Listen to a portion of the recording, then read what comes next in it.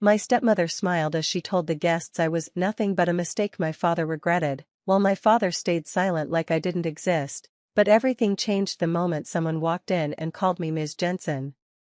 Stick with me while I share my story, and if it touches you, don't forget to support our channel by hitting that subscribe button, dropping a like, and sharing it with the people you care about. That night at her charity dinner felt unreal. The house was full of people dressed in expensive clothes, laughing and pretending everything was perfect. I stood near the edge of the room, trying to stay invisible, but Maris made sure that didn't happen. She introduced me as if I didn't belong there, like I was just someone passing through, not the daughter of the man hosting the event. My chest felt tight, but I didn't argue. Every time I tried to speak, she would cut me off with a smile that looked polite to everyone else but sharp to me. My father stood beside her, holding his glass, avoiding my eyes like looking at me would make things worse for him. I remember the silence more than the words. No one stepped in. No one corrected her. It felt like I had been erased in my own home, in front of strangers who would leave and forget everything by morning. I almost walked out, but something stopped me. Maybe it was pride, or maybe I just wanted to see how far she would go. That's when the front door opened again. A man walked in, calm and confident, as if he owned the room. He didn't look around like the others. His eyes landed on me directly. And then he said my name in a way that made everyone pause. Ms. Jensen. The room changed in an instant. Conversation stopped. Even Maris lost her smile for a second. I didn't understand what was happening, but for the first time that night, I felt seen. I am Leora Vance, and there was a time I thought my father would always stand by me no matter what. That belief slowly broke when Maris Calder came into our lives. At first, I tried to adjust, thinking it was just a phase and things would settle down. But it never did. Little by little, I noticed a shift. My father started listening to her more than me. Even simple things like conversations at the dinner table felt different. If I spoke, it was ignored or lightly dismissed. If she spoke, it became important. It wasn't loud or dramatic at first, just small moments that kept piling up. Whenever there was a disagreement, I was the one expected to step back. If I questioned something, I was told to be respectful and not create tension. But when Maris said something harsh, it was treated like honesty. I stopped feeling like I had a place where my voice mattered. I tried talking to my father alone a few times. I wanted him to see what was happening, to understand how shut out I felt. He would listen for a moment, but then he would defend her or say I was misunderstanding things. After a while, I stopped trying. Living in the same house started feeling strange, like I was a guest who overstayed her welcome. I moved carefully, spoke less, and learned to expect disappointment instead of support. What hurt most wasn't just Maris's attitude, but the way my father slowly drifted away from me without even realizing it. It felt like I was losing him while he believed everything was still fine. It didn't take long for Maris to turn my presence in the house into something uncomfortable for me. Whenever guests arrived, she seemed to wait for the right moment to bring me into the conversation, just so she could twist it in her favor. She had a way of smiling while saying things that made me feel small without ever sounding openly rude. She would interrupt me mid-sentence and fix my words as if I couldn't speak properly on my own. Even simple things I said were corrected, not to help me, but to make me look inexperienced in front of others. People would glance at me awkwardly, and I could feel my confidence slipping each time. My work was another topic she enjoyed targeting. She would downplay it casually, as if it didn't matter, then laugh softly like it was harmless. But the message was always clear: she didn't respect what I did, and she wanted everyone else to feel the same. The worst moments were when she reminded people that I was living in her house. She would say it in a light tone, almost like a joke, but it never felt like one to me. It turned every gathering into a reminder that I didn't truly belong there. I started noticing how carefully she planned these moments. It wasn't random. It always happened when there were guests around, especially people she wanted to impress. My silence became easier than trying to defend myself, because every time I spoke up, it only gave her more attention to twist things further. Over time, I learned to sit quietly, not because I had nothing to say, but because saying anything only gave her another chance to humiliate me in front of others. My father, Evan Vance, never stepped in when things went wrong for me in that house. No matter how uncomfortable the situation became, he always chose silence over action. It wasn't loud neglect, just a quiet distance that grew worse with time. Whenever Maris crossed a line, I would look at him, hoping he would say something, even a small comment to show he noticed. Instead, he would avoid my gaze or focus on something else, like the moment didn't require a response. That habit of looking away became more painful than the words spoken against me. There were times I tried to bring things up later, away from everyone. I would explain how I felt and what had been said. He would listen without interrupting, but his replies were always the same, short, uncertain, and followed by excuses meant to keep peace in the house. It felt like he was trying to hold everything together by ignoring the cracks forming right in front of him. Instead of confronting the tension, he let it pass, hoping it would settle on its own. But it never did. It only grew deeper. I stopped expecting him to react after a while. It became clear that he was more focused on avoiding conflict than understanding what I was going through. Even in moments when support mattered most, he stayed on the edge of the situation, never stepping fully into it. That quiet absence changed how I saw him. He was still my father, but not someone I could lean on anymore. The gap between us didn't happen in one day, it formed slowly through every moment he chose not to speak. Things started getting worse when Maris announced a formal dinner at the house. At first, I thought it would just be another evening where I had to stay quiet and avoid trouble. But she had planned something different this time, something that felt intentional from the start. A few hours before the guests arrived, she told me what I would be doing. She didn't ask or suggest anything. She assigned me tasks as if I worked for her. Plates, drinks, and running back and forth between the kitchen and dining area were all suddenly my responsibility. I stood there for a moment, thinking I had misunderstood her. But her expression didn't change. She repeated it clearly, making sure I knew she expected me to follow her instructions without question. What made it worse was the way she presented it later in front of others. When people started arriving, she casually mentioned that I was helping out that evening. It sounded harmless to them, but I knew exactly what she meant. I wasn't being treated like a family member in that moment. I looked at my father once, hoping he would correct it or say something simple. He didn't. He just nodded slightly and turned away, like it was easier not to get involved. So I kept moving through the evening, carrying trays and cleaning up after guests, while conversations flowed around me like I was part of the background. No one questioned it. No one paused. Inside, I felt a strange mix of frustration and disbelief, but I kept going because stopping would only create more attention I didn't want. That night changed how I saw my place in the house. That night stayed with me longer than I expected. The dining room was full, glasses clinking, people talking over each other, pretending everything was normal. I was moving between tables, trying not to draw attention, just focused on finishing what I was told to do. Then Maris suddenly raised her voice slightly, enough for everyone to hear. She made a comment about discipline and how some people in a household needed to understand their position. Her eyes landed on me as she said it, and the message was clear without her needing to say my name. A few guests gave small laughs, the kind people use when they are unsure how to react. Others just looked away, pretending not to notice the tension in the room. No one stepped in. No one questioned her words. I stopped for a second, holding a tray, feeling the heat rise in my face. It wasn't just embarrassment. It felt like something heavier, like a line had been crossed in front of everyone and there was no way to take it back. I looked at my father again, hoping this time he would react differently. He didn't.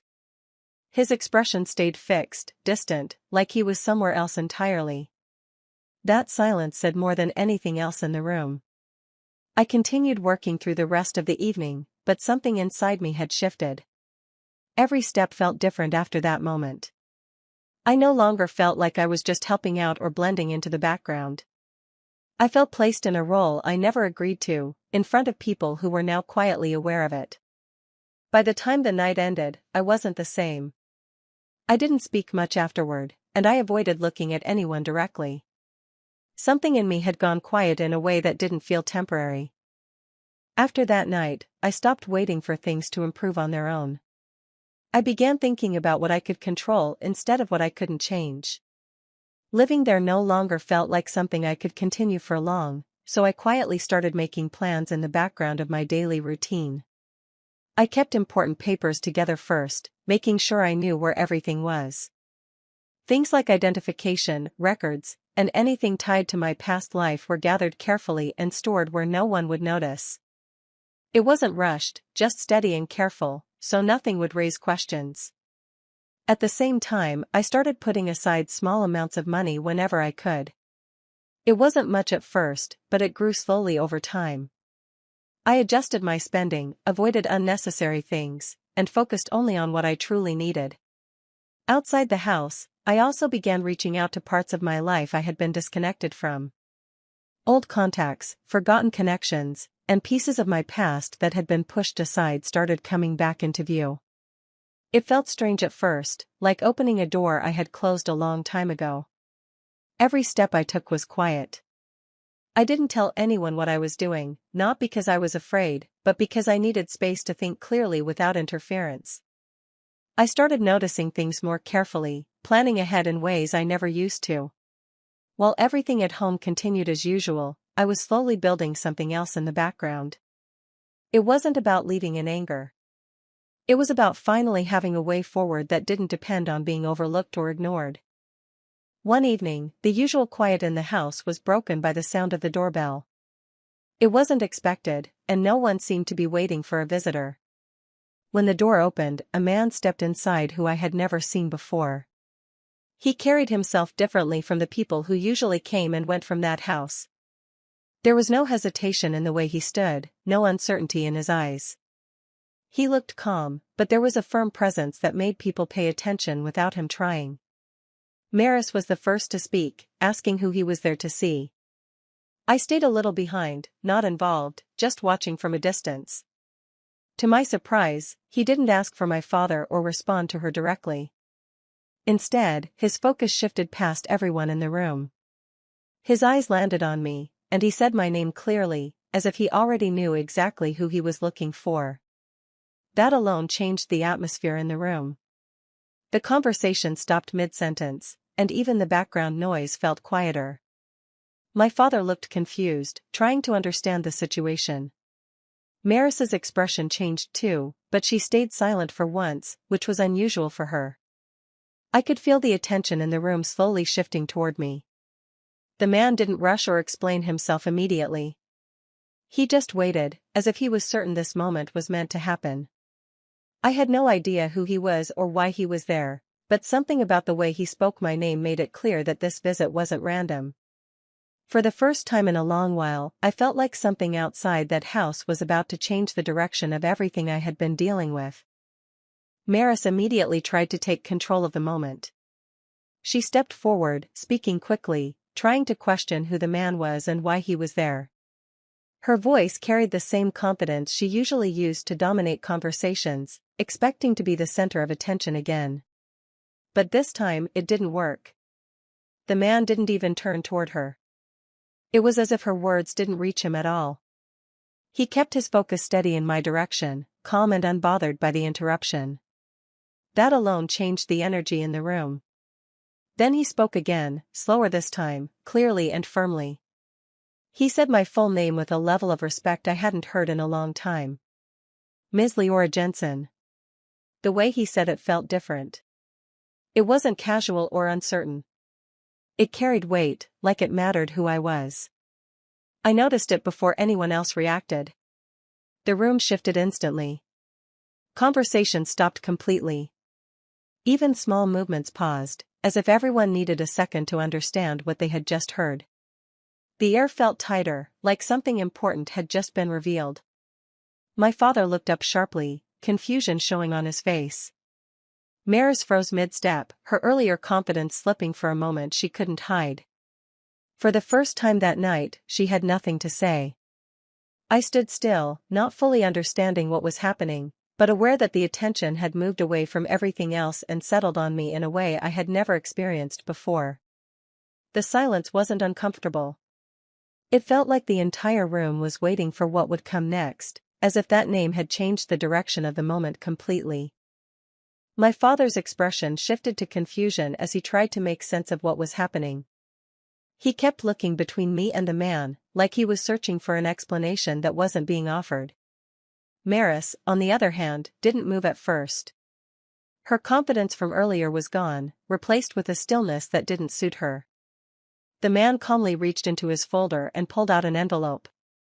It looked official, marked with details I didn't immediately recognize. He didn't hand it to my father or Maris. He came straight toward me and placed it in my hands. For a second, I just held it, unsure whether I should open it right away. The room felt heavy, like everyone was waiting for something to unfold. No one spoke. Even the smallest sound seemed to disappear. When I finally opened it, I saw documents that mentioned my name in ways I had never seen before. There were legal papers, records, and references to family connections I had only heard fragments about in the past. The words weren't simple, but the meaning behind them was clear enough to shift everything I thought I knew. Maris stepped forward slightly, trying to look at what I was holding, but stopped when she saw my reaction. Her face changed as she realized this wasn't something she could interrupt or dismiss. My father stayed where he was, silent again, but this time it felt different. It wasn't avoidance anymore. It looked like he was struggling to process something he hadn't expected to come back into the open. I kept reading, page by page, slowly understanding that there were parts of my background that had been kept away from me. And for the first time that night, I wasn't just reacting to what others said, I was learning something that changed my place in that room completely. In that moment, everything I thought I knew about my life started to shift. The documents I had just seen weren't just papers, they pointed to a part of my family I had never been allowed to understand properly. The man standing there didn't rush me or explain it in a simple way. He just let me read, piece by piece, as the truth slowly settled in. What I discovered was that my mother's side of the family hadn't disappeared from my life like I once believed. They had stayed aware of everything happening from a distance. Not openly, not in a way I could see, but carefully, quietly, and with patience that stretched over years. There were notes and records showing they had been watching over my situation without stepping in too early. It wasn't neglect, it was planning. They had chosen not to interfere while I was still tied to a home where their presence might have made things worse. As I went through more pages, I realized they had been waiting for the right moment, making sure I would be safe when the truth finally came out. They weren't acting on impulse. Everything had been arranged with purpose, like they were preparing a path back for me when I was ready to take it. For a long time, I had believed I was on my own. But reading those words made me see a different reality. I wasn't forgotten. I was being protected in a way I never noticed. Even though everything around me felt unstable at that moment, one thing became clear: I wasn't starting from nothing. There had always been someone on my side, just out of sight, waiting to bring me back into a life I didn't know I still belonged to. When I stood up from that moment, something inside me felt completely different. The way I saw myself, the way I carried my thoughts, even the way I breathed in that room, it all changed at once. No one spoke for a few seconds, but I didn't need anyone to. I already understood what was happening. The documents in my hands were no longer just papers. They represented a truth that had been hidden from me for years, and now it was standing right in front of everyone who had ever treated me like I didn't matter. I could feel their eyes on me, but it didn't shake me the way it would have before. Maris tried to say something, but her voice didn't come out strong like it used to. My father looked like he was still trying to process everything, but I didn't wait for him to understand. That part of my life, where I waited for approval or recognition, felt far behind me now. I stepped forward slightly, not in anger, but in control. The same space that once made me feel small didn't have that effect anymore. It felt like I was finally seeing it from a different level, one where I wasn't beneath anyone in that room. People who had once ignored me were now watching closely, unsure of how to respond. I didn't need to raise my voice or explain myself. The change had already happened, and it didn't require permission. For the first time, I wasn't reacting to how others defined me. I was standing as someone who had already been defined elsewhere, in a way that no one there could undo. And in that silence, I understood clearly, everything that had been built on lies around me was already starting to break, even if they hadn't realized it yet.